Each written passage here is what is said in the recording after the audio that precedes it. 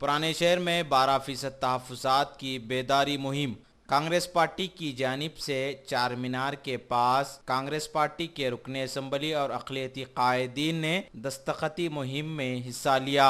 12% तहफ़्फ़ुज़ात के बारे में आवाम को आगाह किया गया और तेलंगाना हुकूमत ने जो वादा किया था मुसलमानों को 12% तहफ़्फ़ुज़ात देने का, उसे पूरा करने कांग्रेस पार्टी ने मुतालबा किया। इस मौके पर साबिक़ा कॉरपोरेटर मोहम्मद गौस के अलावा और भी दीगर अफराद मौजूद थे।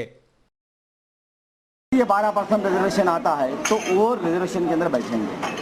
हम क्या बोल रहे, ऑटो चलाना, लेबर का काम करना, बाहर वाली करना, होटल के अंदर साफ सफाई करना, इन तमाम चीज़ हमारे सीनियर को छोड़ दीजिए। अब हमारे बच्चों को 12% रिजर्वेशन दे दीजिए।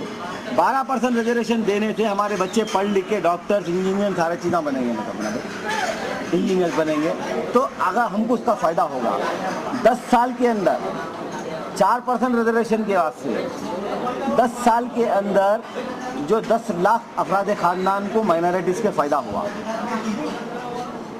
10 लाख 4% से अगर 12% रिजर्वेशन अगर आता है आपको, तो अगर उसके अंदर एवरी ईयर कम से कम 40 से 50 हज़ार रहना भाई अफराद ख़ानदान को फ़ायदा होगा। बहुत सारे बच्चे डॉक्टर्स बनेंगे, बहुत सारे बच्चे इंजीनियर बनेंगे, बहुत सारे बच्चे मतलब ना भाई साइंसदान बनेंगे। सब इसके अंदर नौकरियों के अंदर बहुत सारी नौकरियों के वैकेंसीज आएंगे।